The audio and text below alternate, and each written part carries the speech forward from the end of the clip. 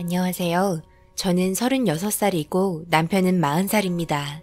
결혼한 지 2년이 넘었고 아이는 없습니다. 지금은 이혼한 상태입니다. 제가 여기에 사연을 신청한 이유는 믿기 힘든 충격적인 사실을 알게 되면서 지금 이 상황이 정상적인 건지 여러분들께서는 어떤 생각을 가지게 되실지 듣고 싶어 글 올려봅니다. 결혼하기 전 저희는 같은 회사 생산직에서 근무하고 있었습니다. 3교대로 근무를 하는 직업이었고 남편과는 파트가 달라서 잘 마주친 적은 없었습니다. 그런데 저를 우연치 않게 본 건지 뜬금없이 다가와 제가 마음에 든다는 말과 함께 대화라도 한번 해보고 싶다며 선뜻 내민 커피 한 잔에 수줍게 남편과의 첫 만남이 시작이 되었었죠. 저도 오랜 기간 연애를 해본 적이 없어서 그런지 저에게 다가왔을 당시 따뜻한 미소와 함께 자상함에 반하게 되었고 1년 정도 연애 후 저희는 그렇게 좋은 만남으로 시작되는 인연에서 미래를 함께 약속하는 결혼까지 하게 되었습니다. 서로 형편도 비슷했기에 별 문제 없이 일사천리로 진행이 되었습니다. 많은 분들의 축하와 함께 사내에서 결혼까지 이어진 적은 이번이 처음이었다며 대표님께서 큰맘 먹고 신혼여행으로 하와이까지 보내주셨습니다. 정말 감사했죠. 이런 회사에서 일한다는 게 너무 좋았습니다. 그렇게 신혼여행을 다녀왔고 2년 후 아이를 가지면 좋겠다는 시어머니의 말에 저희 또한 그렇게 한다고 말했었습니다. 그리고 2년이 지났습니다. 우리 나이도 있으니 아무래도 아이 계획을 빨리 가지는 게 좋을 것 같지? 우리 부모님께서도 애타게 기다리고 계시고 시어머니께서도 2년 후 가지라며 여유 있게 기다려 주실 수 있다고 하셨지만 어차피 아이 가질 거 하루라도 빨리 계획하는 게 좋을 것 같아. 그런데 꼭 아이를 가져야 해? 정말 힘들 텐데. 육아하는 거 장난 아니야. 새벽마다 일어나야 하고 입덧은 또 얼마나 힘든데. 기저귀 값이랑 분유값도 만만치 않아. 애들도 금방금방 커서 옷이며 신발에 들어가는 돈 또한 엄청나다. 그리고 우리는 또 3교대라 아이를 계획하려면 당신은 일을 그만둬야 하잖아. 우리 좀 더 좋은 집으로 이사 가려고 지금 열심히 돈 모으고 있는데 계획에도 차질이 생길 수 있는 문제라 나는 지금 이대로 사는 것도 좋은 것 같은데 그냥 우리만 편하게 살면 안 될까? 처음 결혼하기 전에는 아이가 너무 좋다고 말했는데 결혼 후에 아이를 가지기 싫다며 돌변한 남편의 행동에 솔직히 실망을 했습니다. 그래서 시어머니의 생각도 듣고 싶어서 바로 전화를 드렸습니다. 한참을 대기 중이던 연결음에서 시어머니 전화 받으셨습니다. 어머님, 잘 지내고 계시죠? 많이 바쁘시지 않으면 잠시 통화 괜찮으세요? 나 지금 바쁜데 무슨 일 있니? 용건만 빨리 말해라. 아, 그래요? 다름이 아니라 준영씨가 아이 가질 생각이 없다고 하는데 어머님께서는 어떻게 생각하시는지 의견을 듣고 싶어서요. 그거 얘기하려고 바쁜 시애미한테 전화했니? 아기 가져도 그만 안 가져도 그만이다. 아기 낳으면 얼마나 고생이 많은지 아니? 그렇게 대화하고 있는 도중에 바쁘시다며 너 알아서 하라는 식으로 이야기하시곤 끊으셨습니다. 그걸 옆에서 듣고 있던 남편은 당연히 그렇게 나올 줄 알았다는 말과 함께 친구들과 술 약속 있다며 나갔다 온다며 부랴부랴 옷 입고 나갔습니다. 처음 결혼했을 당시 아이를 원하셨던 시어머니께서는 저희를 배려해 준다며 2년 후에 계획하라고 하셨는데 갑작스럽게 변한 태도에 너무 당황스러웠고 난감했었습니다. 많이 바쁘셔서 전화할 상황이 아닌데 전화해서 짜증나서 그랬던 건지 이런저런 생각하면서 다음날 점심쯤에 전화를 다시 드려야겠다 생각했습니다. 그런데 새벽이 2시가 넘어서까지 들어오지 않는 남편이 신경 쓰여 전화를 했고 계속해서 받지 않자 불안감과 동시에 화가 나기 시작했습니다. 그렇게 새벽 5시쯤 눈치 보며 문을 열고 들어와서는 조용히 제 옆에 누워 자길래 발로 걷어차고 밖에 나가서 자라고 했네요. 저는 아침에 출근을 했고 남편은 늦은 시간 출근이라서 마음 놓고 퍼질러 자고 있는 모습이 너무 화가 났지만 참았습니다. 그렇게 열심히 일을 하고 점심시간이 돼서 시어머니께 전화를 했는데 상당히 피곤한 목소리로 전화를 받으셨습니다. 전화벨이 울리니 놀라서 정신없이 받으신 것 같은데 그런데 시어머니 전화 목소리와 함께 아이가 우는 목소리가 같이 들렸습니다. 어머님 주무셨어요? 그런데 아기 우는 소리가 들리는데 손님이 왔나 봐요? 아, 그래? 손님이 왔단다. 내가 지금 바쁘니까 나중에 통화자꾸나. 그렇게 급하게 무언가를 숨기는 것 같은 느낌으로 말을 하면서 끊길래 무언가 기분이 별로 좋지 않았습니다. 그리고 퇴근해서 집에 들어오니 남편은 출근 준비를 하고 있었고 어제 일 때문에 그런지 저한테 미안하다며 다시는 이런 일 없을 거라면서 한 번만 봐달라며 계속해서 매달리며 빌길래 적당히 하고 넘어갔습니다. 그리고 점심시간 때 시어머니께 전화하면서 아기 울음소리를 들었다는 말을 남편에게 말을 하니 약간 당황하는 눈빛과 함께 더듬는 말투로 손님 온 거 아니냐며 출근한다면서 조용히 밖으로 나갔습니다. 여자의 촉은 정말 무시 못하나 봅니다. 저는 근처에 살고 계시는 시어머니 댁으로 향했고 급하게 벨을 누르며 시어머니를 불렀습니다. 자다 일어나셨는지 눈을 비비시며 나오셨습니다. 어머님, 저녁 드셨어요? 혹시 저녁 안 드셨으면 같이 밖에 나가서 외식이나 할까 하고 들렸어요.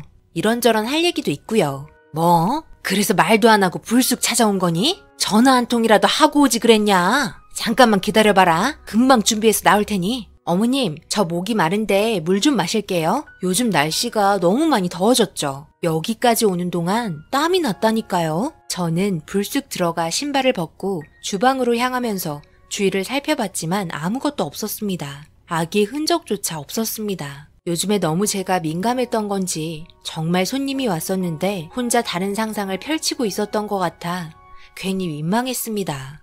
나갈 준비를 마치시고 저보고 뭐하냐며 나가자는 말을 하면서 저를 끌고 나왔습니다. 그리곤 시어머니와 함께 시내를 걸으면서 뭘 먹어야 할지 몰라 이리저리 두리번거리고 있는데 배달하는 오토바이가 인도로 들어오면서 저를 못 봤는지 뒤에서 저와 추돌 사고가 일어났고 그 순간 이후로 기억이 나지 않았습니다. 눈을 떠보니 병원에 누워 있었고 제 옆에는 시어머니와 저희 친정 부모님께서 함께 계셨습니다. 희미하게 목소리가 울렸고 저를 보고 울고 있는 소리에 머리가 지끈거려 저는 잠시 동안 정신을 차렸었지만 다시 정신을 잃었습니다. 얼마나 시간이 흘렀는지는 모르지만 주변이 조용했고 온몸이 움직일 수 없었습니다. 정신을 온전히 차릴 수 없었던 제 귀에서 들린 목소리는 다름 아닌 남편과 시어머니의 대화 내용이었습니다. 모든 진실을 말하는데 움직이지 못했던 저는 눈물만 흘렸네요. 엄마가 그래도 눈치 하나는 진짜 빠르다니까. 그걸 또 어떻게 눈치채고 뒷수습을 다 하신 거예요?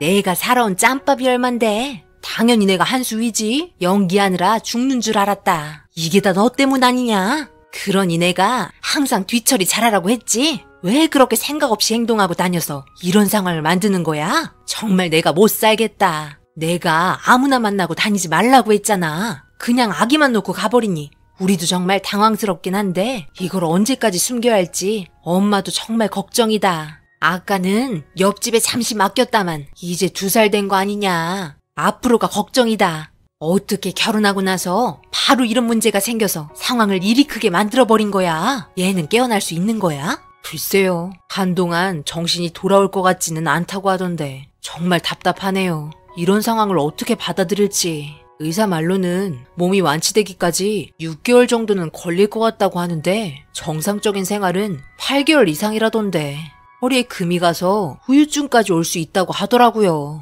평생을 수발 들어야 할 것 같아 걱정이네요. 아기도 키워야 하는데 저번에 새벽 5시에 들어갔을 때 엄청 화나 있었다니까요. 그렇다고 아기 보고 왔다고 말할 수도 없고 답답해 죽는 줄 알았어요. 이 말이 제 귀에 모두 들리게 되었고 눈을 꾹 감으며 모든 진실을 다 듣고 말았습니다. 저는 그런 것도 모르고 시어머니 팔짱 끼고 아기 계획하려고 했던 제 모습이 너무 처량해 보였습니다. 모든 사실을 알게 된 저는 몸이 완치가 되고 정상적으로 생활할 수 있을 때까지 꾹 참고 때를 기다리고 있었습니다. 그렇게 병원에서 퇴원을 했고 제가 건강하게 태어난 모습을 보고 씁쓸하게 쳐다보는 것 같은 시어머니와 남편의 표정이 정말 너무 싫었습니다. 한동안 집에서 몇 달 동안 쉬면서 변호사를 만나서 이런 상황에 대해 물어봤고 재산분할, 이혼 위자료와 이런 사실을 알면서 은닉한 죄를 물어 손해배상 청구와 함께 정신적인 피해 보상을 남편과 시어머니에게 각각 처벌을 받게 할 수 있다는 말에 저는 더 많은 처벌을 원한다 했지만 남편 또한 모르고 있었던 사실에 결혼 후 알게 된 거라 전에 있었던 사건을 법으로 처벌하기에는 이 정도가 최선이라는 말만 들었습니다. 제가 받은 상처는 너무나 큰데 받은 만큼 돌려줄 수 없다는 게 너무 가슴이 아팠습니다. 그렇게 저는 이혼 서류를 준비해 집에 들어갔고 아무렇지도 않은 척 저를 대하고 있는 표정에 그동안 참아왔던 게 폭발하고 말았습니다. 지금 웃음이 나와? 네가 나한테 2년을 숨기며 결혼 생활을 했으면서 웃음이 나오냐고. 이 쓰레기 같은 놈아. 너 때문에 나는 2년의 시간을 버린 거라고. 어떻게 감쪽같이 나를 속일 수 있는 거야? 네 자식이니까 그리 좋냐, 이 나쁜 놈아? 네가 그걸 어떻게 알았어? 분명 나는 너한테 철저하게 비밀로 했는데? 설마 너 병원에 누워있을 때 모든 걸 들은 거야? 내가 할 수 있는 선에서 그동안 뺏겼던 시간 보상 받을 테니까 그런 줄 알아. 이거 이혼 서류야. 당장 도장 찍어. 그리고 법정에서 보자. 알겠어? 너랑 시어머니 둘 다 한번 당해봐. 너희들 평생 용서하지 않을 거야. 그리곤 잘못했다며 가식적으로 빌고 있는 남편의 모습이 너무 보기 싫어 집에서 나왔습니다. 이 모든 사실이 당연히 시어머니께 들어갔고 남편 집안 또한 잘 사는 형편도 아니기 때문에 법적 대응에 피해를 보게 되는 금전적인 부분이 두려웠는지 잘못했다며 애원하는 수아기 너머의 목소리에 2년 동안 애지중지 키운 아기랑 행복하게 살라며 법정에서 보자고 하고 끊었습니다. 그리고 이런 상황 당연히 부모님과 친척분들 모두 다 알게 되었고 온 집안이 난리가 나게 되었습니다. 그리곤 법정에서 내린 판결은 재반 사정을 참작하여 남편에게 2,500만 원, 시어머니에게 500만 원의 판결이 나왔습니다. 제가 받은 피해는 돈으로 환산할 수 없었지만 법으로 해결할 수 있는 부분이 이게 전부였습니다. 이런 예상치 못한 일들로 인해 제 인생이 한순간 망쳐진 게 너무 가슴이 아프네요. 앞으로 어떻게 살아가야 할지 잘 모르겠습니다. 부모님께서는 몇 년 푹 쉬면서 재정비할 시간이 필요할 것 같다 했지만 쉬면서 우울증이 올 것 같아 많이 힘드네요. 제가 잘 헤쳐나갈 수 있을까요? 격려의 한마디 부탁드립니다. 제 사연 읽어주셔서 감사합니다. 오늘의 사연은 여기까지입니다. 댓글로 여러분들의 생각과 조언을 남겨주세요. 구독, 좋아요, 알림도 꼭 부탁드립니다. 저는 다음 영상으로 찾아뵙겠습니다. 감사합니다.